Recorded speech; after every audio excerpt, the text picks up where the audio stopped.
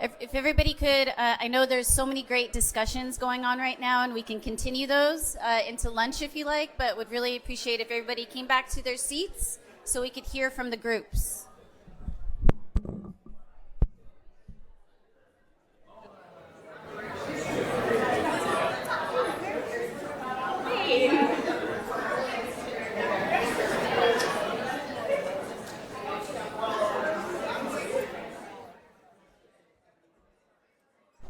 If you were identified as the reporter for your group, I'd like to invite you to the stage, please.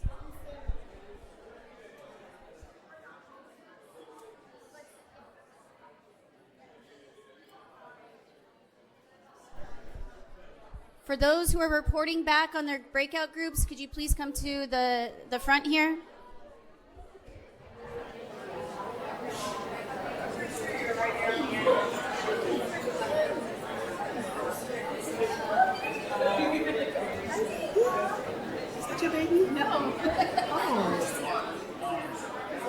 Oh, so should we bring our posters or? Only if you're going to read it from them. But if you want to just sit up here and we'll just go one by one. Okay, I'll grab mine. Okay.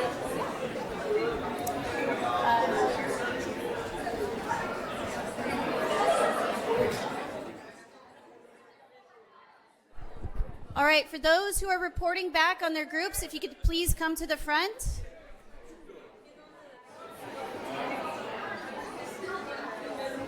Nobody is listening to me. So with the online stuff, a tie is going to just synthesize some notes from all of the breakout sessions that happened online. Okay. And then, so you don't have to Oh, okay. I don't have to read it. Okay. You will read it, but just one document for all the online groups, not like each group one by one. Oh, okay. So he's just like put together some thoughts that have appeared in all the groups. Okay. And how do I? We'll bring you okay. the laptop. Okay. Yeah. Then I don't need this. Right?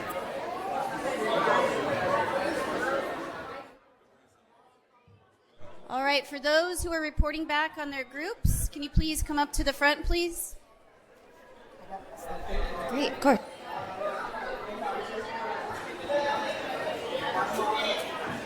For those up here speaking, they can use these. It's just to flip up at the start. Oh, perfect. Thank you very much. Thank you.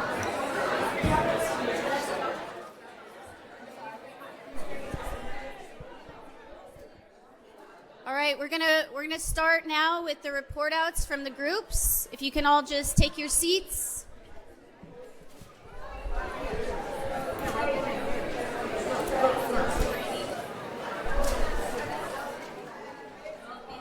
Somebody want to go? Either of you want to go first? You don't mind? Okay. So here's a mic, and you just flip it up when you're ready. Hi, everybody. If we could have the reporters please come up to the front. We're going to start shortly, so if we could quiet down so we can hear back from our groups, that would be great. It's hurting cats. Okay, so we're going to start. Yes, I'm going to start. Hi, everybody. Okay, so is my group taking my photo right now? I did ask my group to take my photo, please. I don't see your cameras out. Let me fix my shirt. Hi, everybody. My name is Sharonda Allen, and I am presenting for my group. So some of our responses could go into various categories. So one of the things that we looked at for number one, what is the opportunity? Hope. Well, we pointed out that right now, oh, thank you. Okay. Right now, there's motivation and possibilities to educate more people to join this work because we all are tree hugger, environmentalists, climate activists. Some people have never cared, but they need to begin to care. Elections let this election galvanize our movement to organize action. Take stock in what we have accomplished and look at how we retain our rights and the laws and the policies and build upon them. Number two, how do we get there? Well, we have to create a vision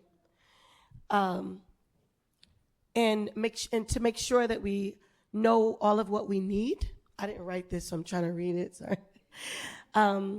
Get philanthropists to work differently to support land back to various tribal communities and in the environmental justice work.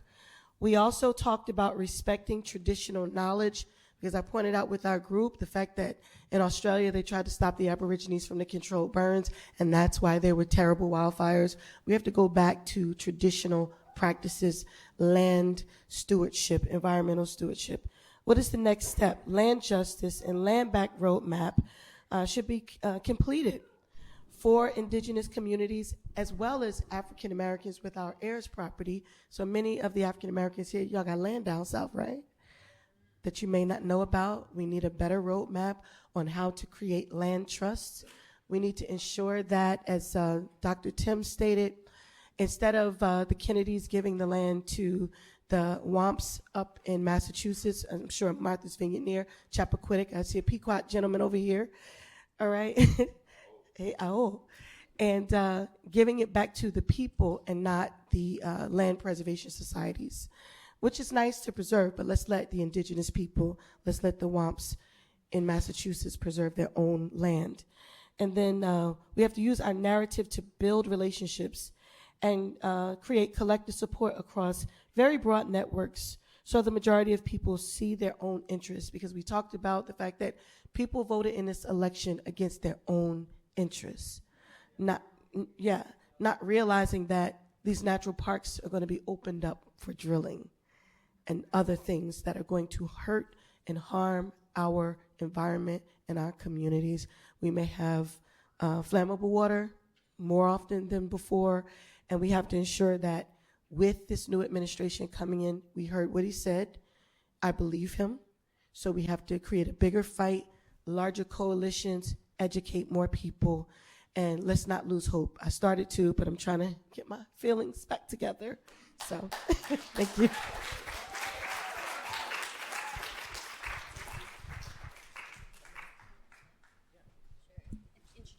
Okay. Hello, my name is Zion. I'm Javon. We work in Connecticut. Okay, so thank you for letting us speak on behalf of our group here. These are some ideas that we put together. For the first question, we came up with needing to amplify the voices of those whose voices are not heard and removed from spaces, as well as integrate those voices into the plans that we have.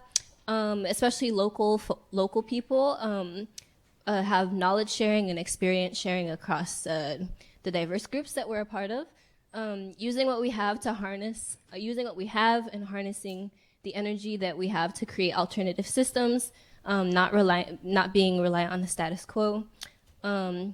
Definitely using the wisdom of our ancestors and knowledge of our ancestors to find a way forward. Unity is something that came up across the board for all these questions, as well as sustaining the systems that we do recreate and bring back into existence, as well as relying on our food systems, like these food systems, seeds, soils are really important to a lot of our communities. The next question. Do you want to share? Yeah.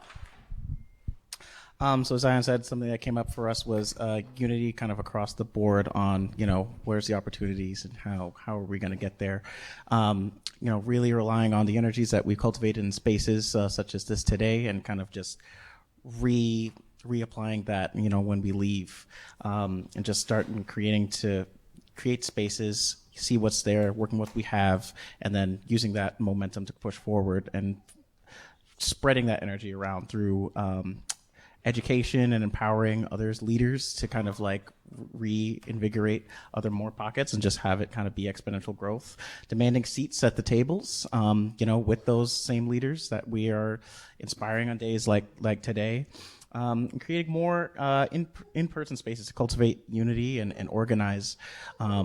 That was something that we just felt is a great strength, just kind of relying a bit more on each other, creating these spaces and kind of just practicing over and over again, how we can just start coming together, inspiring each other, hearing others' thoughts, strengths, and using that momentum to really push for the top and kind of punch up with a little bit more weight on our belt.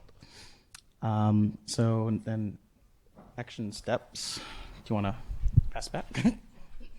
Collaboration.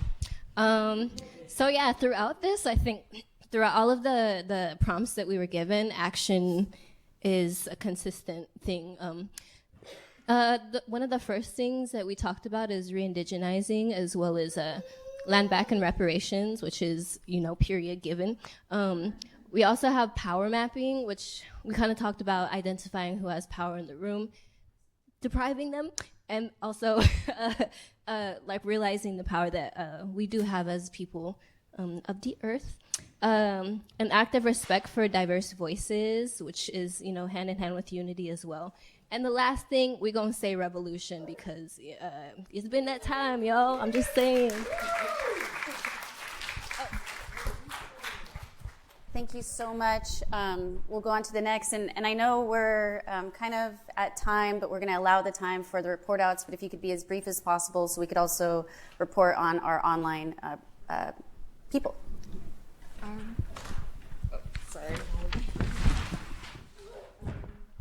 So I can go really quickly. In terms of what the opportunity for hope was, we really discussed understanding our past, as well as learning from not only indigenous communities, but also understanding the root cause of what is currently impacting our environment, which is also capitalism, settler colonialism, not only as it pertains to the United States, but also in Palestine, Congo, and Sudan, and also in global communities. And we also were talking about how community building and solidarity is an opportunity, as well as we cannot talk about hope without talking about trauma. And we cannot talk about future without understanding our past and naming what's in the room with us. And we also talked about individual, local, and global interventions. Then when we were talking about directionality, we just wanted to echo the emphasis on direct action. Oopsie. And intergenerational knowledge and work, really reaching across generations to learn and listen, especially in a capacity that is rooted in compassion. And also in revolution, like they said, we can also have very complex emotions in every aspect of the work that we're doing, as well as in coalition building and indigenous-led efforts and organizations, especially as it pertains to solar energy, and really listening and giving the land back to indigenous communities, as well as what we're seeing in terms of currently the displacement and taking away of land of communities right now. And then what is the next step? Actions that we can take, just acknowledgement and implementation through the lens of intersectionality, seeing where all of our fights and all of our experiences are interconnected with each other. Divestment from fossil fuel industries and settler colonial ongoing harms, as well as the divestment and reinvestment into collective healing, coalition building, and naming those harms openly. Really, also just transitions with labor unions, global networks of activists, and continued reparations and divestment, because everyone's fight is each other's, and we're here together, and we need the land and resources back in the hand of the people.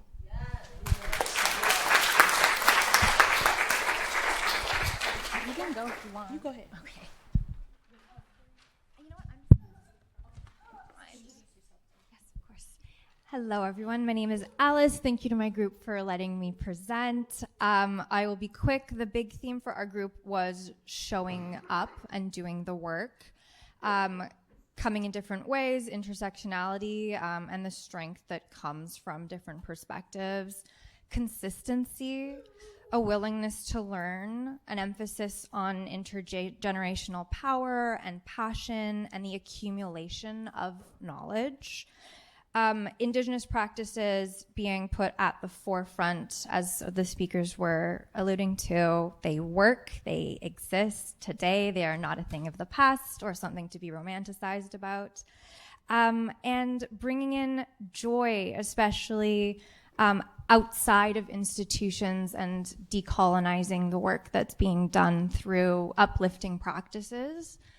For question number 2, an emphasis on representation and the folks who should be having seats at the table actually having those seats.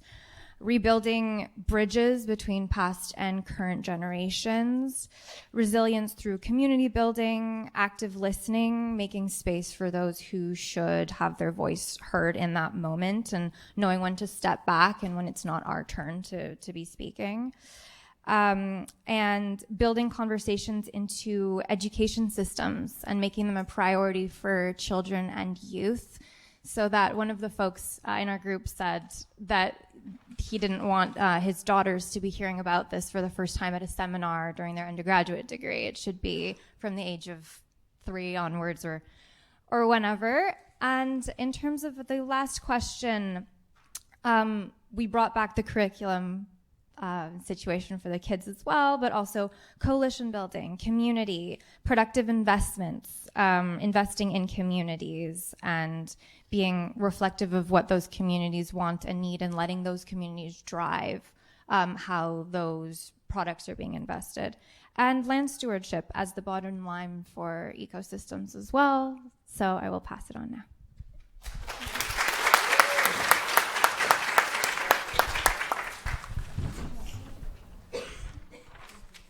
Good morning. My name is Dr. Dolores Williams, and my group is the first 2 rows right here.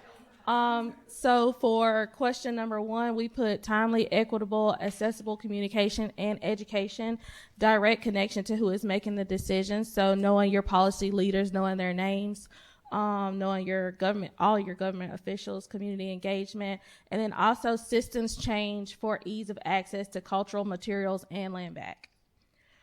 For question 2, we put facilitating community-led initiatives for education, advocacy, and awareness, creating space within the system, without the system, and against the system if needed.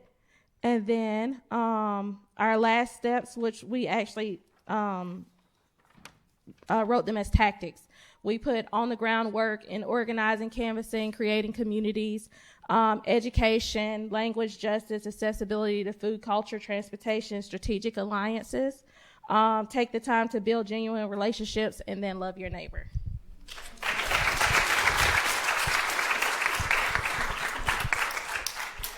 Thank you. Hey everyone, I'm Rachel. I'm reporting from my lovely group over there.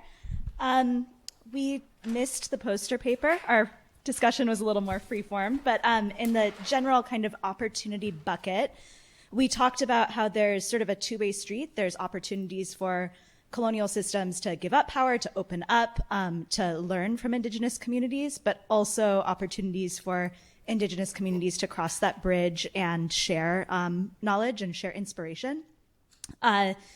We talked about how we teach ways to connect to place, how we teach ways for people to live in connection to place.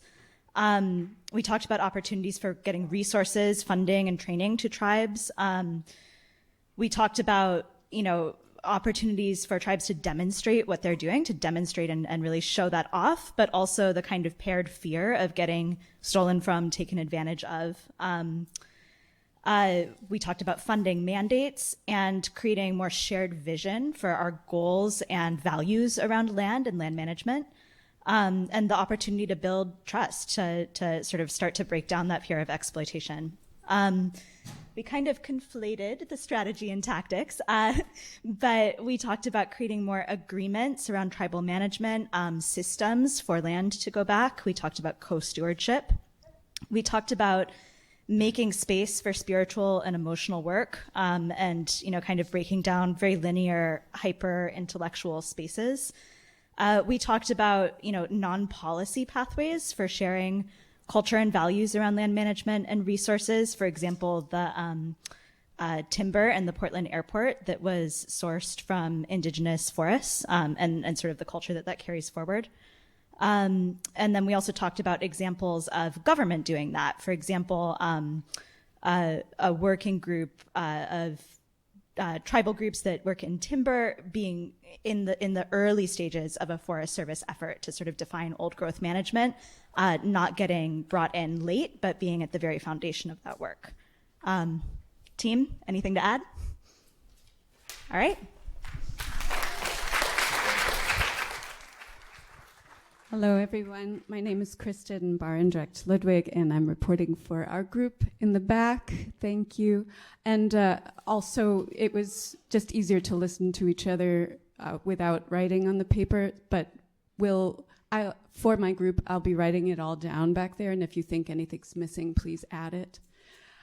So thank you for the opportunity, you, all of us, willing to work across generations here. There was an expression of the experience of people who have been resilient before. We've dealt with worse, and we're still standing. We can do it again. How we can help people in this moment to take that further, shift the focus to the frontline groups, and really build on the empathy that has been created in a lot of the organizing around this moment. We have the foundation to build on there that's so strong. So how do we get there? We need to be able to work both in indigenous systems and colonial systems, but with the indigenous understanding leading. We need to really build on this local, global interconnectedness, recognizing that the same corporations are destroying the communities around the globe, and how we can connect to each other, call each other brothers and sisters, and really mean that. Educate each other, get smart about all the sneakiness, all the greenwashing, the misinformation that is dividing us, so that we can really understand each other's experience. And storytelling was a big part of that, acknowledging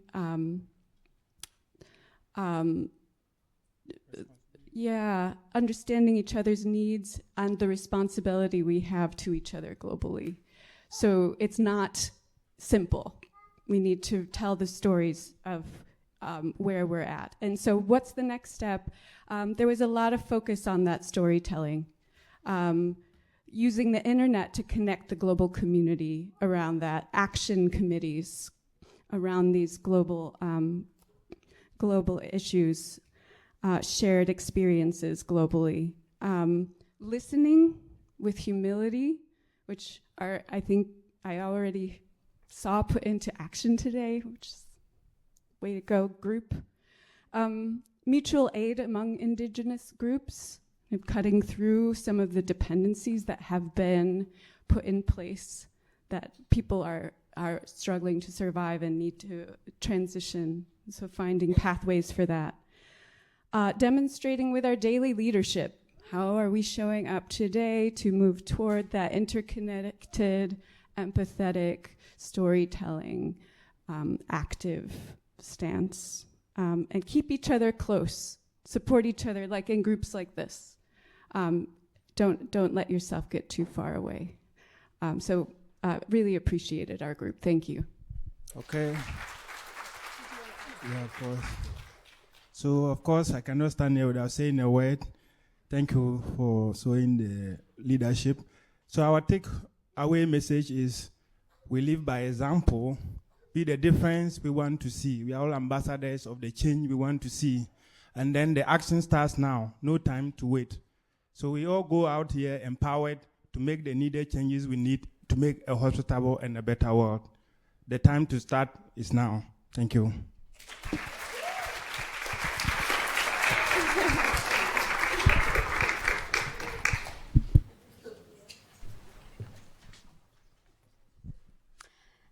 So hello everyone, my name is Saida and I'm presenting my group. They are right there, right in the middle.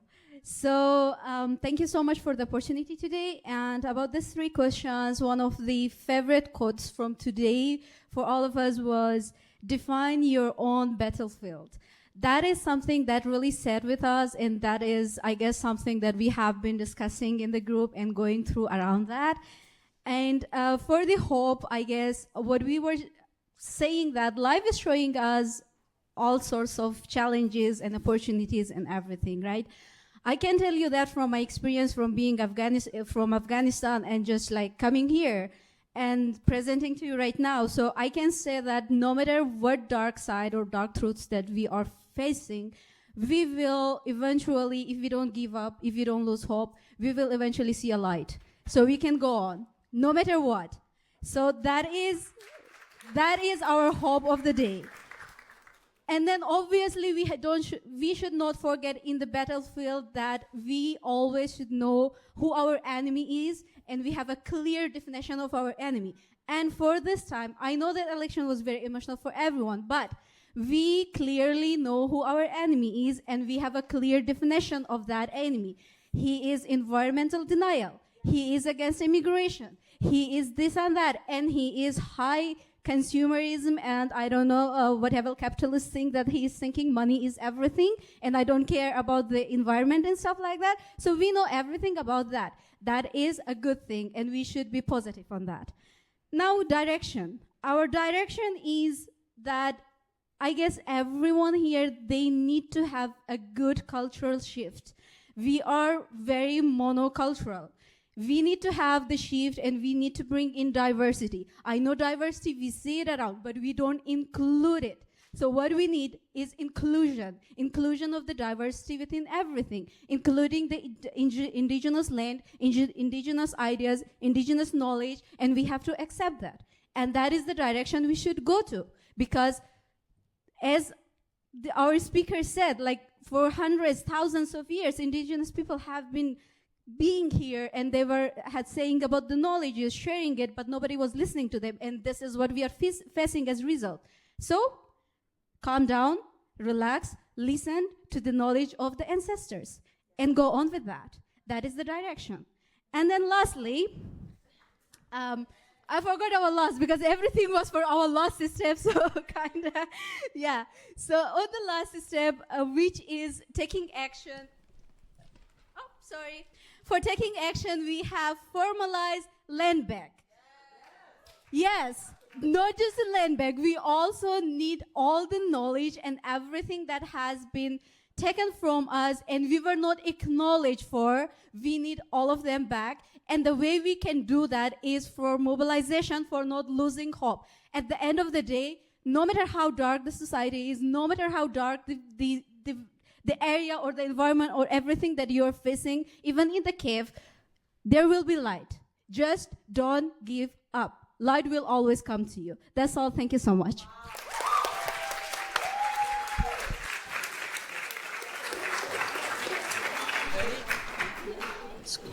It's kind of hard to follow that up. All that passion, jeez. Woo. Oiki suck. Oiki suck to Shayuak. Natasuis Jelani Fletcher. Napayon Wachi, Wampanayo Piqua. My name is Jelani Fletcher. First of all, welcome everyone. Thank you. I am from the Eastern Pequot Tribal Nation. Our group here came up with these ideas, and I'm going to call on someone else to come help me out as well because I was called last minute to do this. So, one of the sources of hope we were discussing was we've already been through these situations before. This is nothing new for all of us individually, as organizations, as tribal governments and tribal nations. Is that we have to learn to do more with less, regardless, and work together within these communities.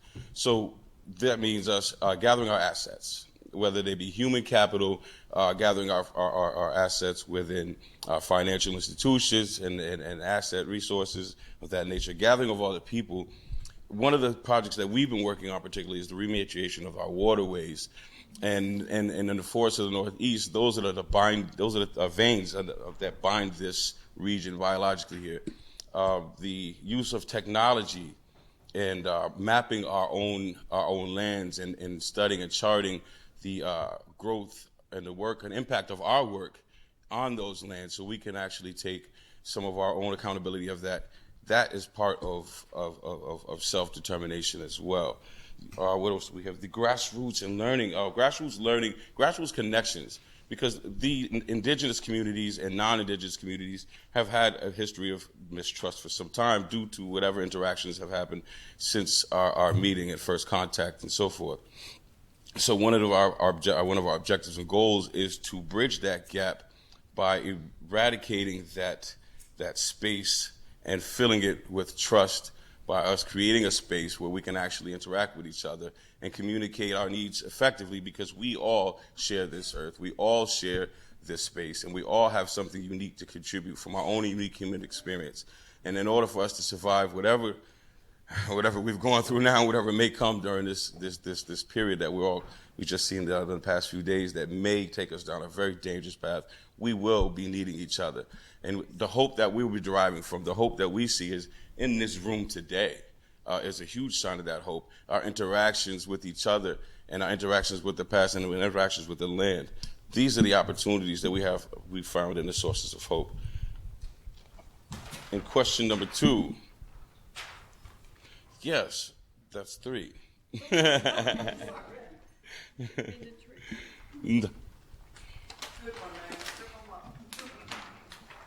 This is where I want to call in my sister, Sophia. Please, you had something very passionate to speak of this.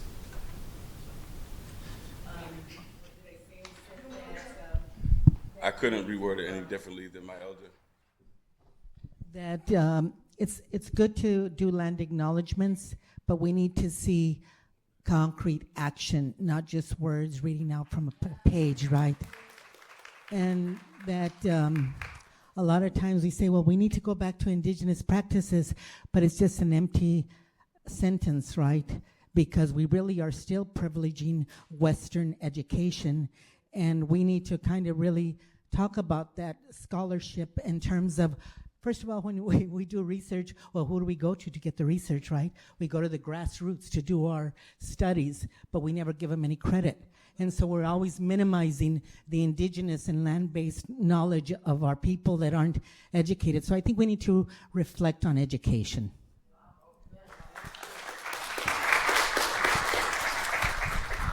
Speaking of education, that's where the intergenerational organizing and sharing of the knowledge between the generations creates that seamless, organic transformation.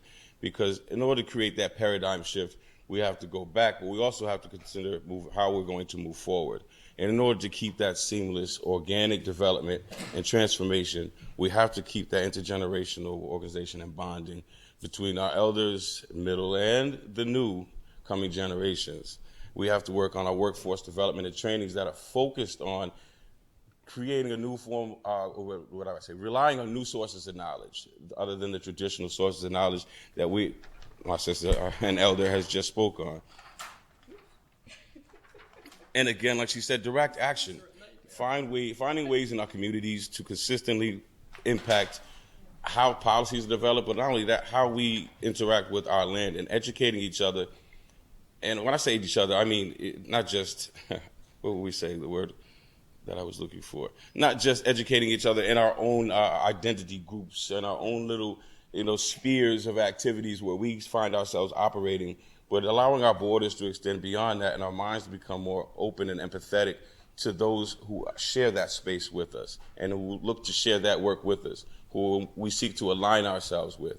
And then, Creator willing, we can continue the work that we have here, and it will succeed, despite whatever challenges we have. Thank you, Jelani. I just wanted to add one more thing, and that is a caution about how we fund land back. Because we don't want to hear anymore, we stole your land, we fucked it up, now you fix it. Oh.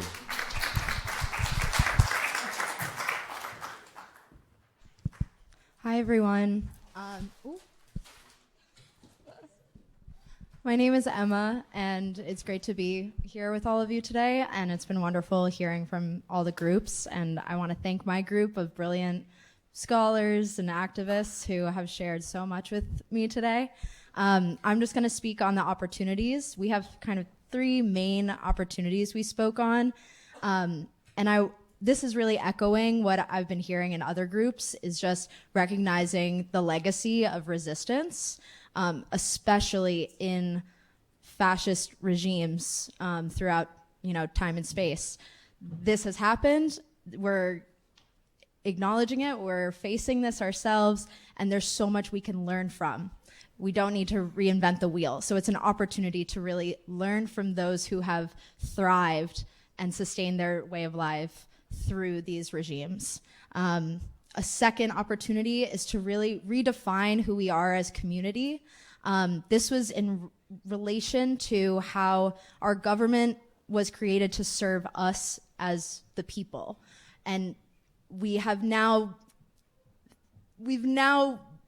continued this cultural shift in a world where the government is, we the people are serving the government, but we really need to shift that back to the government is here to support us as the people. And what does that really look like from a cultural and value-based perspective? And our last key opportunity is in relation to land back and land sovereignty, using current policies like heritage policies all over the world to demand land back and reclaim land. We don't need to wait for policies to be perfect or recreate policies that will grant land back. There are ways that we can manipulate what has already been put in place to create those opportunities for Black, Brown, and Indigenous peoples. Thank you.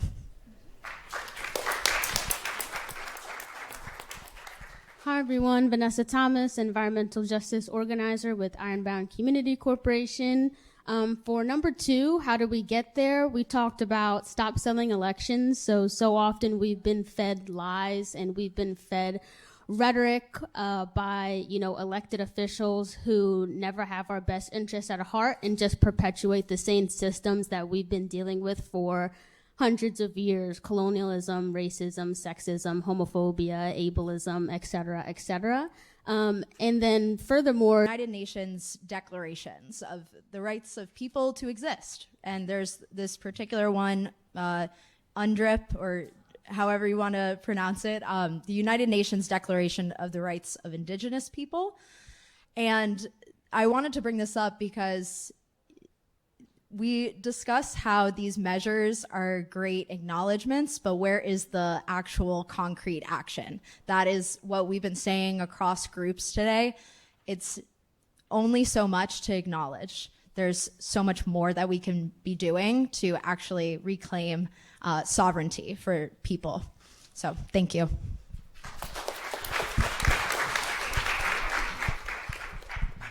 Thank you all for sharing. I am Bailey Walker, and I'm grateful to be sharing on behalf of my group. On that note, we started our discussion for opportunities about how land acknowledgement is not enough, and to call for land reclamation and land back, and a conceptualization of land that is not just in the physical land or ownership or demarcation of land, but of place and what that means to people spiritually, physically, culturally.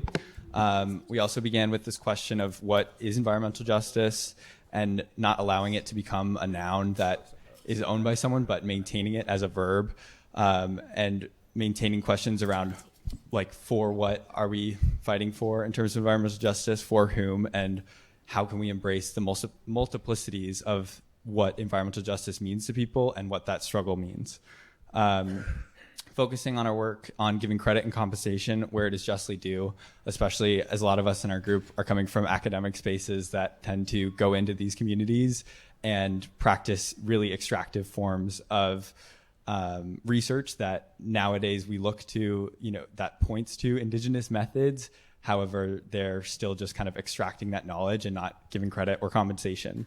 And then how and where do we see the EJ movement going, setting intentions as a collective and allowing the people on the ground to really lead the way, bringing the voices that are often unrepresentative into the spaces. And then how do we facilitate solidarity in this movement using our privileges, folks like myself who are white and male, and using that leverage point to bring people into the conversation and really unify the movement together.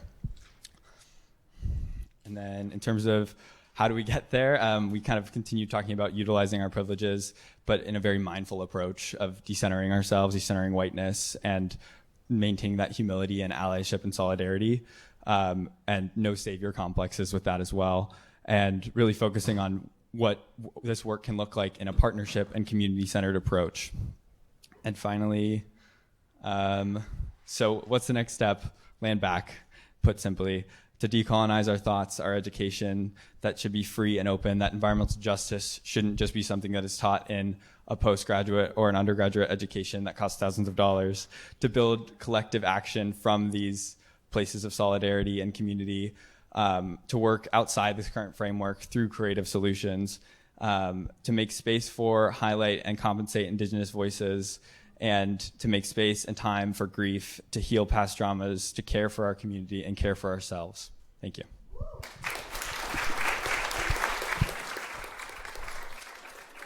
All right, let's have another round of applause for all of our reporters.